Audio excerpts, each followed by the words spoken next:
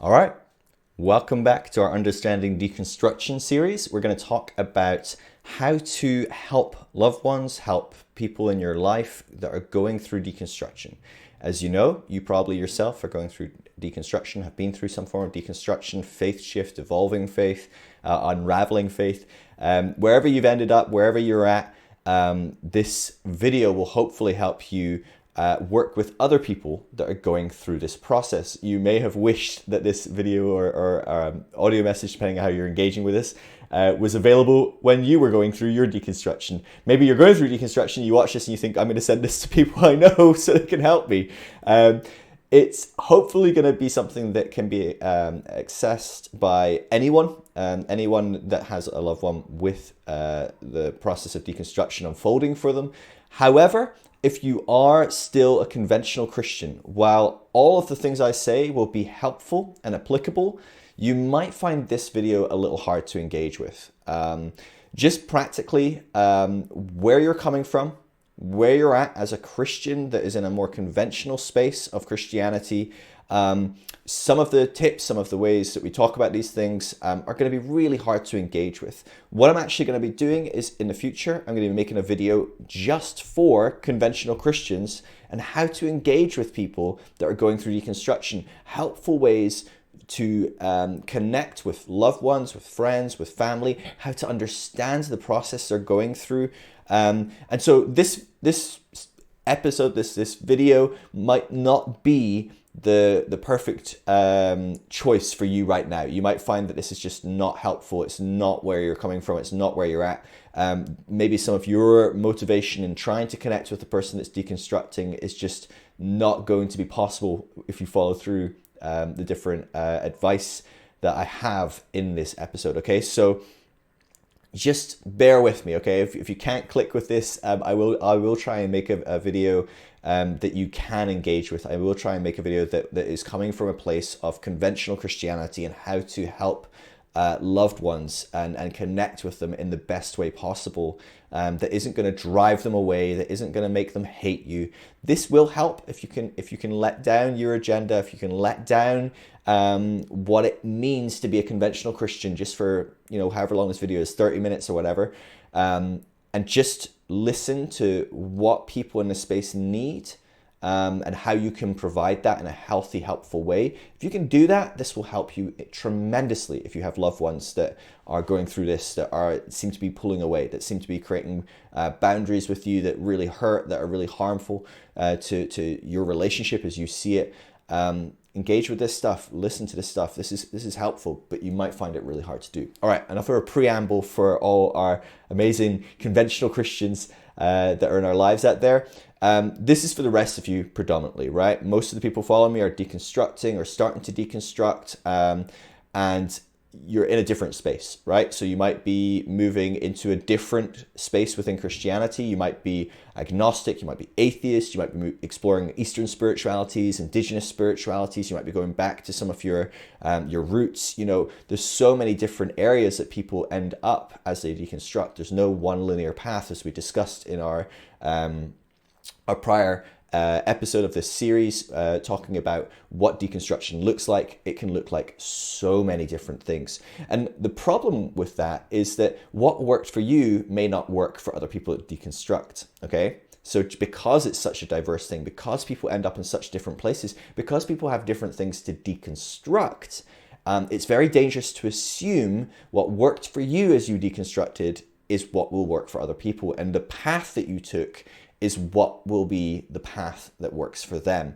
okay? So that's gonna be something we focus on heavily. Before we get started though, okay, the one thing I wanna say is you are not someone else's therapist. Unless you're a therapist and you're being paid for therapy, okay, you are not that person's therapist, okay? You do not have to take on the full weight of everything that's going on in their life without any limitations, without any boundaries, okay? It's okay for you to look after yourself in this process, okay? Our bleeding heart, our compassion, our empathy, knowing what that's like to go through deconstruction, how painful, how hard it is, knowing what we would have appreciated when we went through our season of deconstruction can cause us to just throw aside all caution and just be there for that person in every capacity all the time. Now, of course, we want to help our friends, our family, our loved ones, but we have to look after ourselves, okay?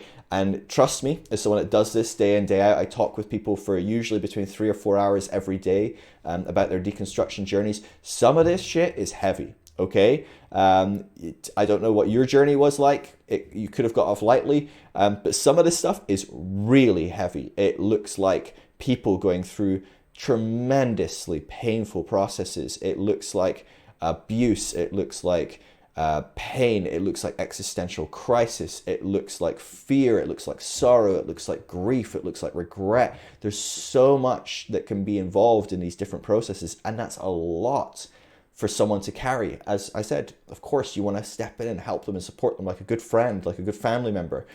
But sometimes that's not going to be possible. You're not going to be in the space, okay? I have days where I'm like, you know what? I'm taking a day off. I'm not going to talk to people today. It's not going to be healthy for me. It's not going to be good for them because I'm not going to be in the space to hear and support them. But it's definitely not going to be good for me. And I need to look after myself so I can keep doing this. I need to look after myself because I have a family, because I have loved ones that I care about, and I want to be there for them as well.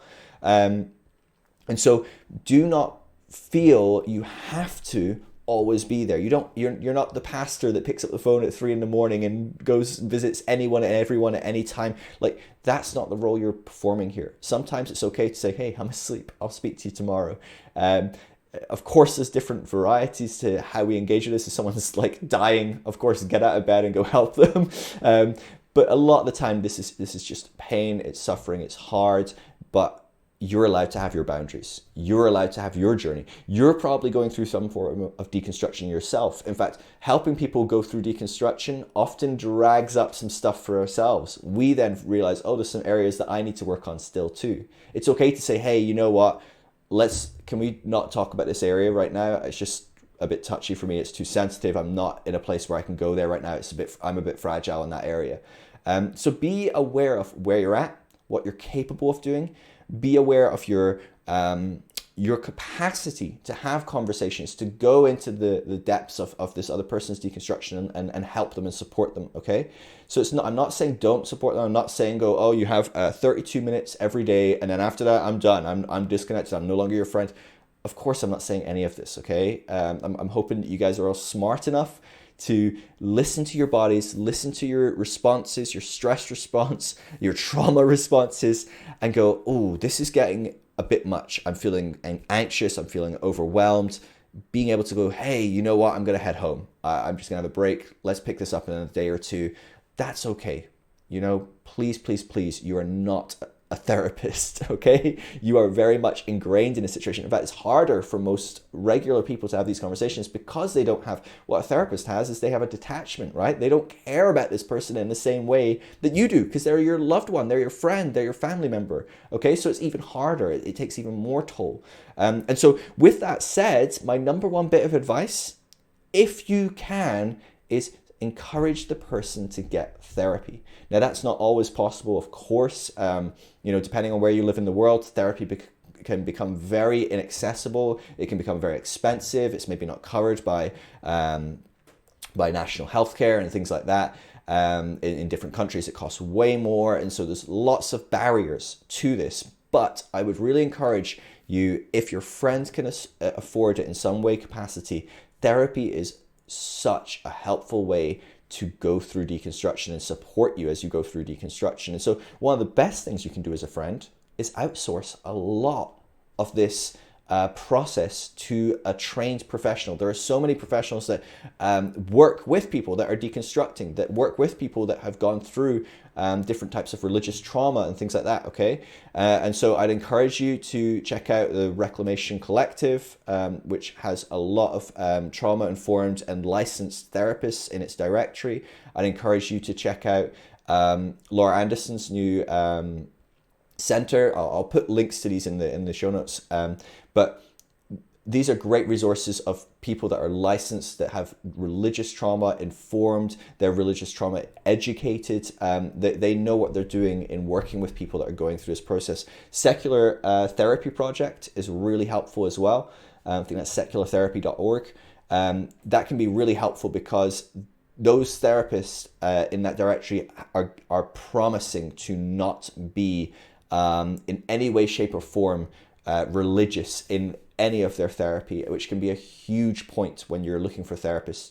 Try and avoid someone that is overly engaged with their faith in this process. You know, a Christian counselor or a Christian therapist shouldn't need to say they're a Christian. If they say they're Christian, that's a red flag. A therapist can just say, "Hi, I'm a therapist." That's good. That's great. They might happen to be Christian, and that might even be a problem further down the line. It can be a problem for Christian therapists to work with people that are deconstructing because it gets too much of a conflict of interest. It's too hard for them to process. Your deconstruction can cause them to feel anxious and all sorts. And so sometimes I recommend asking therapists, are you a Christian? Will it be a problem for you if I'm going to be talking about this? Will that be something you bring up? Will you try and convert me? Will you try and get me back on track? Like, that's something to worth bringing up. But anyway, these different resources are well worth checking out. And so do check those out and you know, help your friends make an informed decision when it comes to finding a therapist. If they can't get therapy, that's okay. You know, these things happen. A lot of therapists have sliding scales and things like that to try and make themselves more accessible, but often it is still just utterly inaccessible for many people. It's just it's too expensive, or it's not available in your area, that the people are out of your state or your country or whatever it might be. It's not the end of the world. There's so much more that you can do to help this person. But that's a really big one that can make a big difference, is finding them someone that can walk them through this process as a loving, kind, compassionate third party that is disconnected from the whole process. So get them in therapy if you can, encourage them to do that. Be there for them above all and everything else. Just be with them, sit with them, take care of them, connect with them, have fun with them, do things with them. This is a really scary and lonely process. A lot of the time they don't need to talk about their deconstruction. What they need is just a friend to be there with them. You know, just sit with them, go out bowling, go to the movies, hang out, get a drink at the pub, talk about other things in life. That's all really good and healthy too. Creating some normality, that's the one I was going for. Normality around this scenario, this situation can be really helpful. Because when your whole world is falling apart, just having someone that you can go to the pub with and talk to and hang out with can just be a real grounding experience. Being able to go for a hike with a friend, that's really nice. It's grounding. It reminds me I'm still here. It's okay. The world isn't ending. I do have friends. I do have a life. This is okay. That can be really, really huge. Just being there for them. If you've been through deconstruction, you know that it can be so scary and it can be so lonely. And so what sometimes people just need is some normality. They need friendship. They need a kinship. They need some sort of connection. They maybe feel a lot of their friendships are falling apart, maybe through church and communities and family members that are Christians, and a lot of their friends are Christians. A lot of that's going to start falling apart for them as they deconstruct. And so having a friend that's just there for them, that's stable, that isn't going to judge them, that listens, that's huge. It's a huge point to make, that you, as best you can, and we all judge, okay, so as best you can, try not to judge where they're at, okay? It's going to be really easy because you have a unique journey. You have a unique experience of navigating through your faith tradition, and you have a unique experience of what it looks like to come out of that, and you have a unique ending place of where you've come to right now, today. Might not be the end. You might change your mind in a week and find yourself in a different place. But right now you're in a certain place, and it's very likely that's not where they'll go. It's not where they'll be. And so that can promote in us some judgmental feelings of, oh, they're not deconstructing properly, or if only they read that book, or if only they did this, or if only they believed that, if only they questioned this thing. That's going to only start driving a wedge between you and your friend, okay? So try as best you can to be there to listen and support, but try not to judge and try not to direct, okay? One of the things we'll find, and I talked about this in an earlier episode when we were talking about the developmental stages, is early on in deconstruction, you're coming out of a very fundamental way of life that is full of authority figures that will tell you how to live your life and what to do, all that stuff. And in some ways, as you start to deconstruct, you're still looking for authority figures that will tell you what's right, what's wrong, how to go about things. Try as best you can not to be that person. It's really hard, okay? I help people day in, day out go on this journey and in this process. And early on in this process, I was that person. I fell into the trap of trying to tell people how to go about deconstruction, what they should believe, how to believe. Oh, you're questioning that idea within Christianity? Well, here's the answer. That is not as helpful as you might think. It can help certain people in a very limited way. It's only helpful for a season, because long term they're going to have to grow out of fundamentalism. They're going to have to grow beyond relying on an individual voice or authority in their life that tells them what they should believe. And by you becoming that, you're only holding them in that stage of life for longer. And so when people come to you, when your friend comes to you with questions and uncertainties, and they're going through a lot, try not to give them answers, give them options. Okay? So something is very unsettling just to go, well, no, we don't know. That's of course very unsettling, and I don't recommend you just leave them with nothing when they ask questions. But what I recommend is you say, oh, well, I've looked at that question. If you haven't, you just go, well, I don't know. Let's look at it together, or let's explore it together. That can be helpful for them. But if you've looked at it before, you probably know there were quite a few different options and answers, and you maybe arrived at one. But it's probably more helpful for your friends, rather than telling them what you arrived at and what the right answer is, to say, oh, look, there's many different ideas. They're questioning hell, for example, and they go, I don't know if God could burn everyone forever. Does God really take the Jews out of Hitler's fires and put them in his own fires? That's really just because they didn't say a prayer and accept Jesus? Really?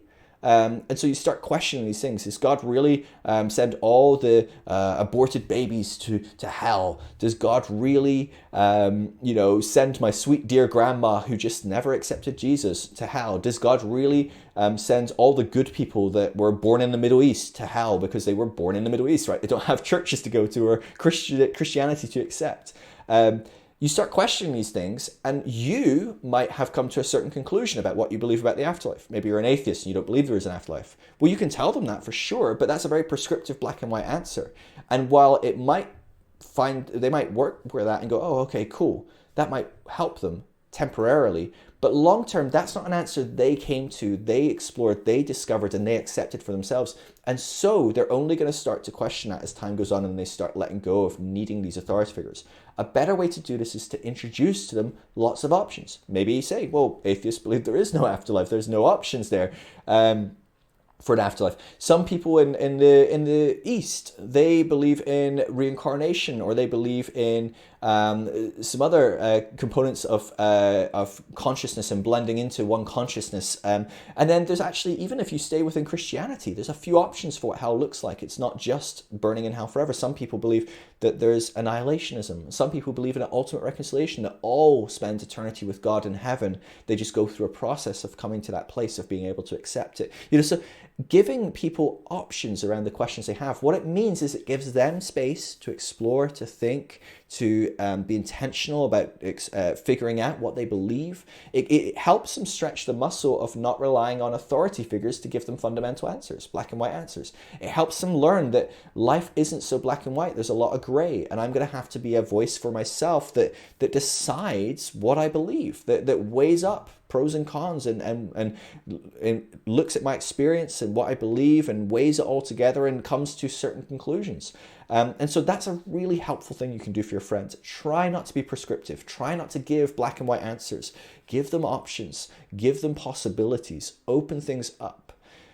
I often say to people, be the person you needed when you were going through deconstruction.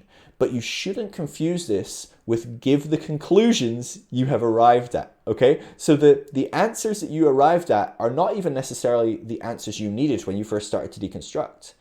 Part of the process of coming to those answers is one of the key components of deconstruction. It's learning to think critically. It's learning to explore many options. It's learning that life isn't so black and white. In fact, many of the answers you've come to, you probably hold a little looser than the ideas you held when you were a very fundamental, conventional Christian, because you've learned, well, we're a bit fallible. We don't always have the right answer. I change my mind in times. I learn new things. New evidence comes to light. And so even the thing that you believe today, you might hold it a little lighter, going, well, yeah, I've weighed up all the pros and cons, and I've looked at all the data, and I think this is the most likely outcome. But you probably hold it going, yeah, but I can be proved wrong, right? If something changed, if there was some new evidence, I'd be open to changing. And so just giving people the process allows them to come to that place where they're a little bit more open, they're a little bit more humble about what they believe, they're a little bit less arrogant and black and white and fundamental, and that's a really helpful, healthy way to grow. And so I say again and again to people, allow the process to unfold, okay? It might feel that you're watching someone in the process, in the uncertainty, really suffer uncertainty. And it might feel like the most compassionate and loving thing to do to just bring them to the ends, just fast track that process, get them out of this uncertainty, give them a nice black and white answer, and then they go, oh, now I feel peace. I know that there is a God and he looks like this. He's not like what I thought, but he looks like that. That makes me feel peaceful. You know what? It might really genuinely short circuit that process and help them feel some peace nearer, sooner and quicker, yeah. But you're circumventing this process. You're not helping them grow, and long term, it's not the most loving and compassionate thing to do. And so the core is, how do I love someone allowing this process to unfold? How do I love them as they go through uncertainty, as they feel uncertain and having existential crises, as they feel scared and lonely, without just trying to fix that overnight. Because the fast fixing overnight is not a helpful process. It's not good for them in the long run, okay? And so as best you can, allow that journey to unfold. Don't try and fast track it. Don't try and short circuit it. Now, of course, when saying that, some people can get themselves in a real funk, okay? So I know that because I'm really good at that. I can go down like a real terrible rabbit trail, and it's a nightmare, into that rabbit hole, and it's not good. And so, of course, if people are getting themselves in really unhelpful places, if they're getting really anxious, really scared, of course, bring them back up to the surface and go, hey, look. It's not just like this. Look at all this that's here. We don't know that it's this way that you're freaking out about. Let's explore. Let's continue to explore. Let's find something that's helpful for you, that's healthy for you, and help them in their journey, in their process. So, you know your friend better than I do. I'm not giving you a black and white categorical thing you have to do. Again, fundamental kind of black and whites are not my thing. I'm giving you some pointers, okay? And so generally speaking, allow the process. Sometimes you're going to see in that process, whoa, my friend is not in a good place and I need to help them out and step in and try and help them navigate this component and kind of find a bit of an alternate path. And so you know your friend best, you know your loved one best, you know them much better than I do. You know when maybe it is a time for you to step in and go, hey, like, this huge playing field of endless possibilities is causing a bit of overwhelm. So let's look at these two and just explore these two for now, and we can look at some more later, and we'll take it step by step, okay? And so do what's right for them. Do what's right for you and them and your relationship together, but do honor the process. Try not to circumvent that. That's going to be a rarity, okay? So if you're finding yourself doing that all the time, you're probably this is probably some shadow work in you. You are probably allowing your insecurity and needs to know that you're right and a bit of fundamentalism to infiltrate their life, and you're trying to steer their outcome. A big thing in this is you should not have an agenda. You should not have an outcome. This is why I said it's going to be really hard for conventional Christians to listen to this, because conventional Christians do have an outcome. They have an agenda. Because for a conventional Christian to not believe the way they believe is a guaranteed ticket to hell. It's the worst case scenario. It's the end, right? Because it's really clear ins and outs. And so that's a disaster. And that's why it's really hard for conventional Christians to allow people to deconstruct, to give them the space to do this. And so as someone that isn't conventional Christian, Whether you're a progressive Christian, whether you've moved into an indigenous space, whether you are an atheist, whatever it is, you maybe have a particular belief that what you believe is going to be best and is right. Of course you do, right? If you didn't think what you believe is right, you wouldn't believe it. You'd believe something else. You'd explore until you find something that you do think is right. And so even if we're fairly uncertain and we've picked the best so far, we still think it's the best. And so there's some component of us that wants our loved one to come to the same conclusion as us because we think it's the best. And that's really hard to navigate. It's something I want you to be asking yourself consciously as you're helping your loved one is, where is my agenda here? Am I trying to steer where they're going? But the thing is, they are deconstructing unique questions. They have questions that you didn't have. They have experiences that you didn't have. And they need to find options and answers that you wouldn't find. Or maybe they will look at options that you looked and thought, that's not helpful at all and it's ridiculous. And they go, that means the world to me. And that's a way to frame the world that gives meaning in life. And I can get with that. And you're going to be like, well, that's the wrong answer, right? Your agenda, your fundamentalism will rise up and go, you can't be an atheist. Agnosticism is the right answer. You can't absolutely know there's no God. You need to be uncertain and say, well, we can't know for sure. You're going to find these moments where your fundamentalist self emerges, this shadow self that was developed in the past to love black and white thinking and in and out and right and wrong. That dualistic paradigm, you're going to find it emerge every now and again. So keep asking yourself, am I introducing an agenda here? Am I trying to steer my friend's path? Because you really, as best you can, need to avoid that. All right, let's look at some practicalities. Generally speaking, this process is hard. You can get into some real funks in this process. I know because I've done it. I know because I've talked to thousands of people that have done this. It's really hard to go through such an existential process and not allow that to affect your mental health, allow it to affect how you care for yourself, allow it to affect how you connect with other people. You might withdraw from friendship circles and groups. You might, stop looking after yourself. You might stop, all sorts of different things. And so as best you can as well, keep encouraging your friend to take good care of themselves. Give them things, encourage them to pursue things that give them stability. Encourage them to do things that boost mental health. Really simple things, really simple things like have a shower every day, maybe go to the gym or go for a run once in a while, do something, exercise, some activity. That can be a huge thing that you bring to your friend, is incorporate them in it and enlist them as a gym buddy. Go to the gym 3 times a week together or go for a run a few times a week. Like having someone that pushes them to do something that gets the endorphins racing, reminds them, I'm alive, I'm a human, and my heart's beating and my muscles ache, and something that just grounds them, that gives them purpose, that gives them direction. That can be a huge, huge thing. And so encourage them to do that. Be the person that supports them in that by going along. Encourage them to do things like volunteering. That can be a hugely grounding process, and certainly within a lot of mental health areas where people have different issues, problems, and adverse experiences. Volunteering and helping others is one of the number one metrics to finding peace and growing out of that problem and finding some stability in their mental health.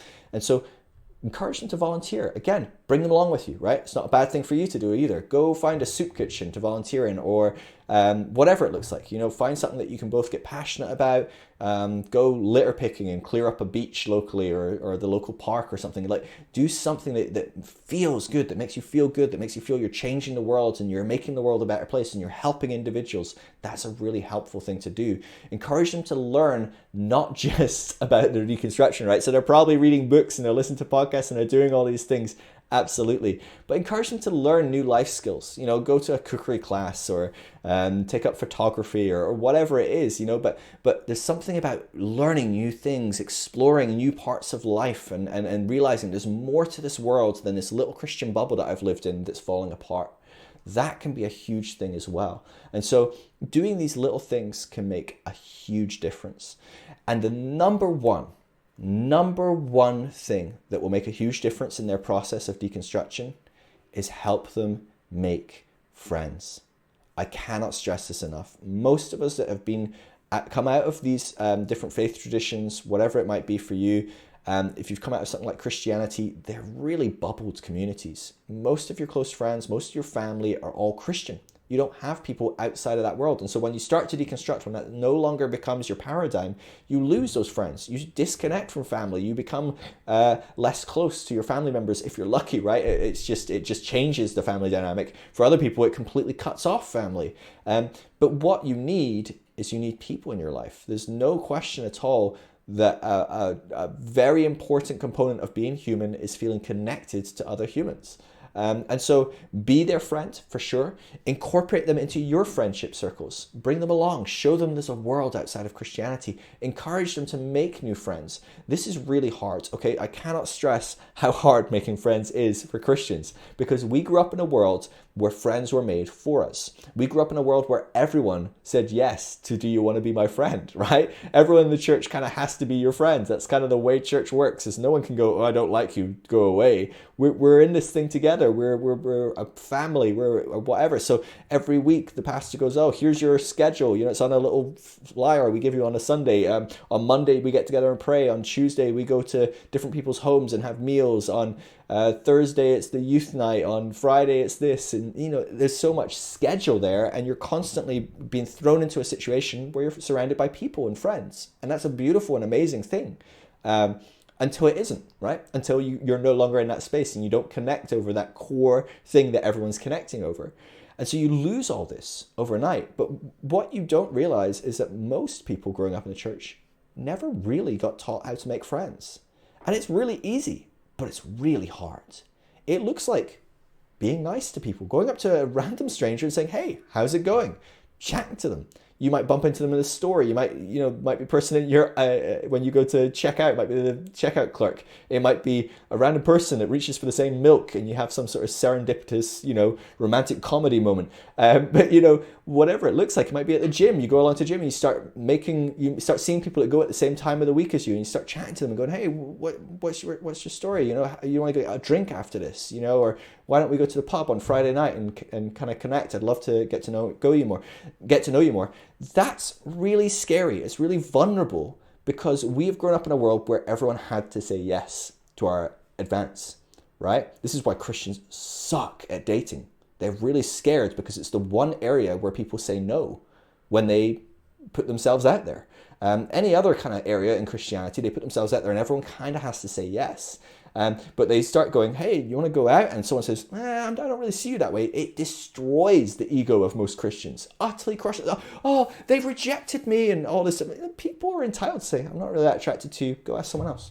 It's no big deal. It's normal. That's very normal to most people. But Christians, it's an utter devastation because we're not. That's not normal for us. And that's why this really simple thing of connecting with people around you, talking to people around you, making friends with people around you, that's a very easy thing. There's not much to it, but it's really scary and it's really hard because it makes you vulnerable.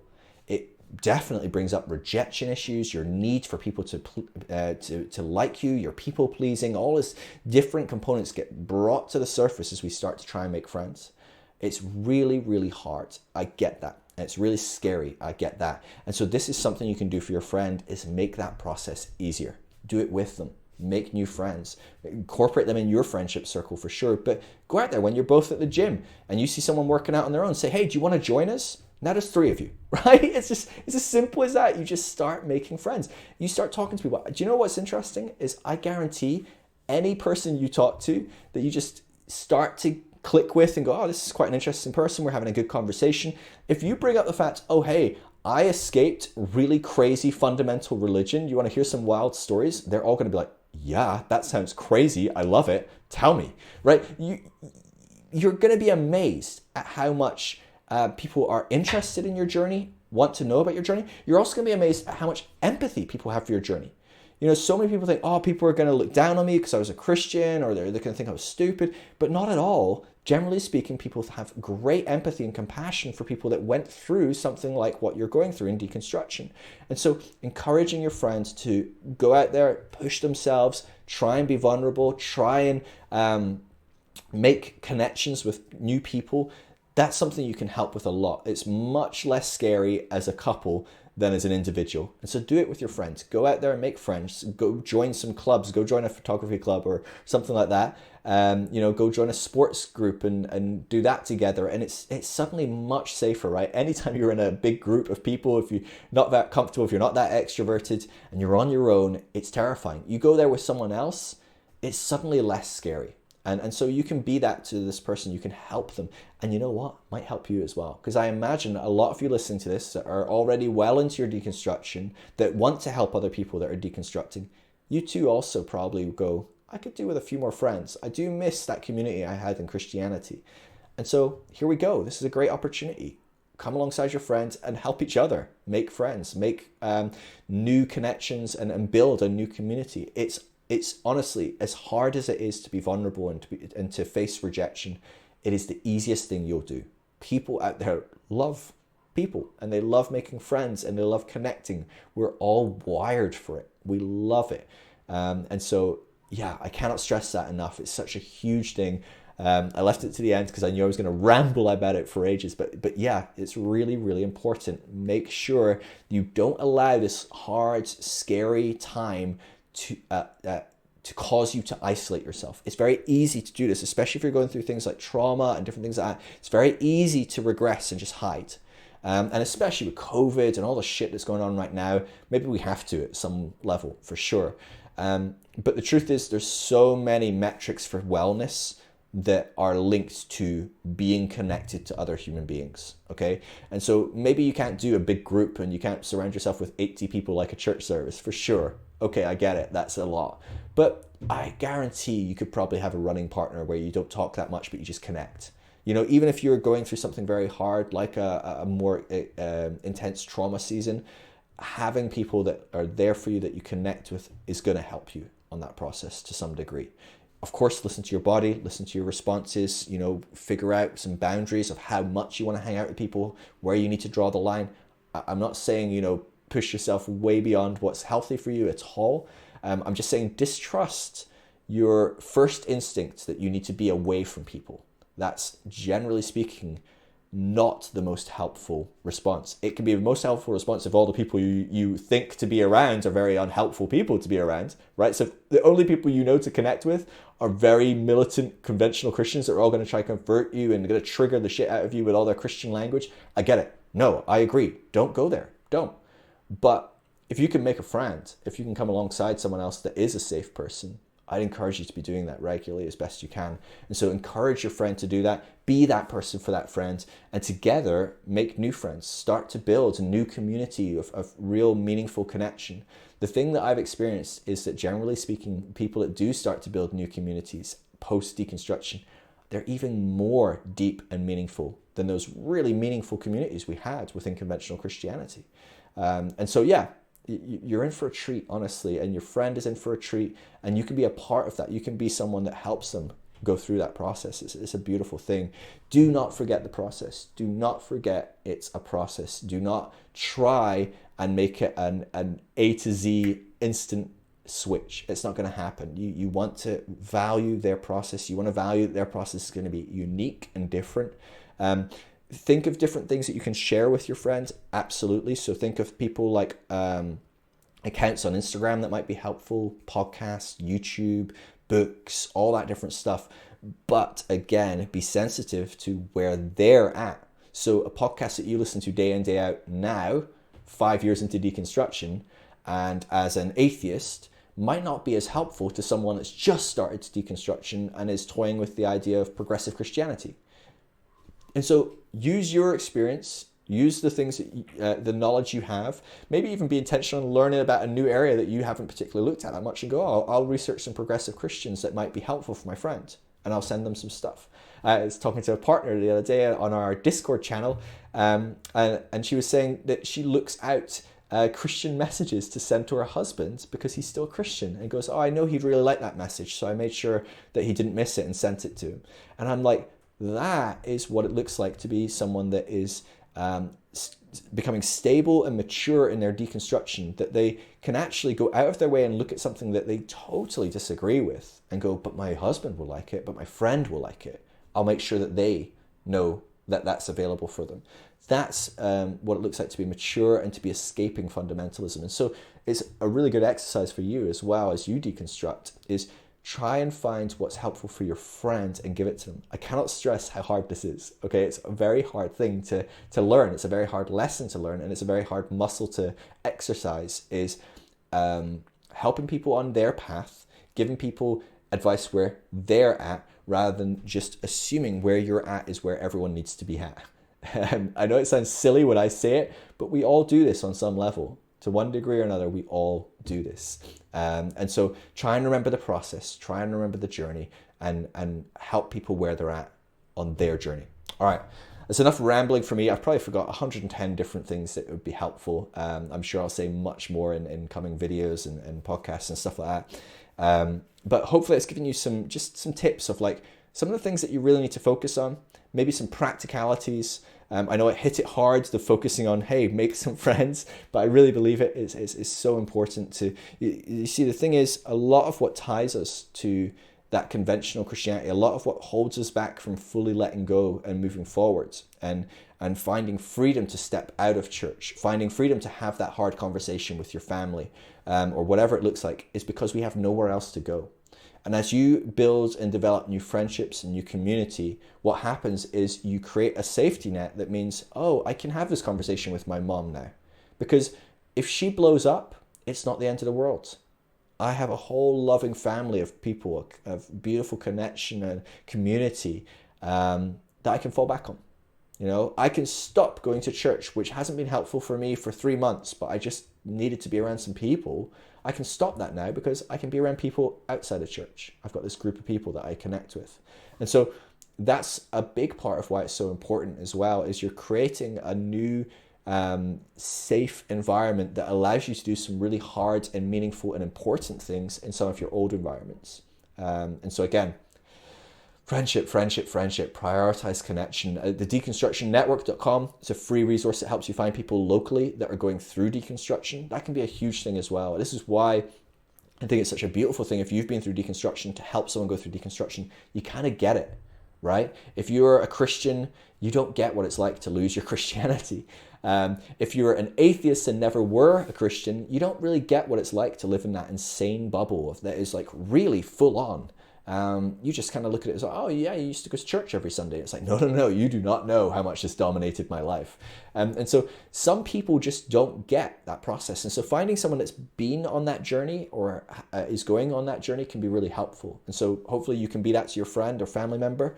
But the deconstructionnetwork.com is a really great free resource that helps you find local people in your area that are going through deconstruction. Again, they're going to be in different places, but you can support one another and connect with one another and build friendships and find commonality over the journey of where you've come from, even if you're moving into different spaces. And so do check that out. All right, that's enough from me. I hope you're well. I hope that this has given you some tips and some tools in your tool belt to help people in your life that are going through deconstruction. I just care so much about all of you. I really do hope that you're doing well. I hope that you're navigating this hard process okay. If you ever need to talk, please message me. I'm always available here on Instagram. I'm at Phil Drysdale. You can find me on Instagram. I'm happy to help, happy to talk with you, happy to process. I'm always willing to work with people where they're at on their journey. And so as far as resources go, I'm always a safe person for your friends, regardless of where they find themselves in Eastern philosophy and progressive Christianity or an atheist or anything else in between or wherever they end. I work with people where they're at, and I really care that people have the journey they need to have to grow and develop and become healthy. And so, yeah, if you're watching this and you need someone to talk to, please message me. And check out the deconstructionnetwork.com as well. We also have an intimate community over on Discord. I just mentioned it actually, where we chat day in, day out about all sorts of different things. We also have voice chats and video chats throughout the month. We do a book club. There's lots of different stuff there. And that's for people that support me on Patreon, that help me do all the things I do for free. I talk with people daily, all day for free. I put out these podcasts and videos and different resources, and everything I do is free. I really believe that, we've all been swindled by con artists within the church at times. And I think there's enough barriers to people finding help that I really believe that I wanted to make everything free and available to anyone. But that does come at a cost. I work many, many hours every week, much more than I would if I was working a full-time job. And because of that, I can't work a full-time job to make an income. And so it's only because of the support of amazing people out there that give $5, $10 a month or something like that.